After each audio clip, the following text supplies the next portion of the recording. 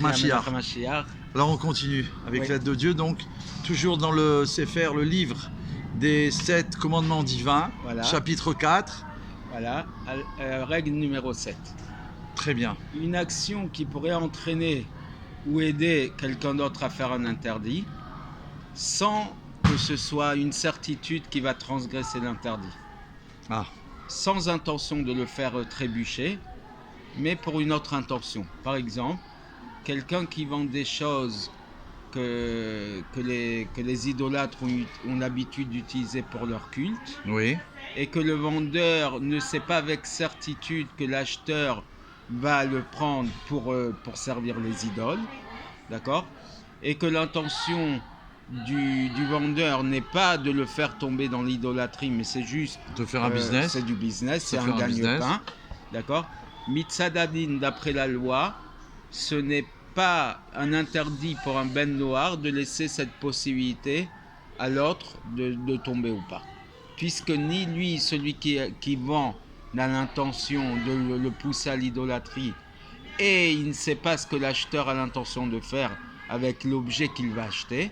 Donc mitzadadin, d'après la loi, ce n'est pas considéré comme une incitation à transgresser, et donc on peut le laisser tranquille là-dessus.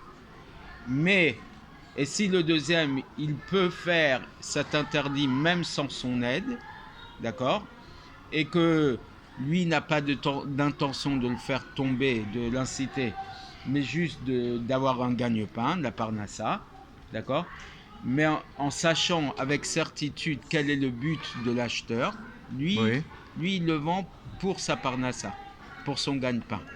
Mais il sait très bien que l'acheteur, lui, il va l'acheter pour faire de l'idolâtrie. Ça sera expliqué plus tard dans les règles de l'idolâtrie, chapitre 10, paragraphe 3. D'abord, on verra si c'est interdit ou pas. Ou c'est effectivement. Mais malgré tout, de par la piété, la midat chassidout, il faut faire attention à tout ça, de ne pas entraîner par son intermédiaire de faire un interdit. Donc, éventuellement, ne rentrez pas, ne faites pas du business avec des objets de culte idolâtre pour ne pas rentrer dans des problèmes d'incitation ou pas, de ne pas savoir ce que l'acheteur va vouloir. On doit exactement savoir ce qui se passe. Voilà, qu'est-ce qu'on achète, qu'est-ce qu'on vend et d'où ça vient et qu'est-ce qu'on va en faire. Mais on verra la loi plus tard. Plus tard, dans assez longtemps.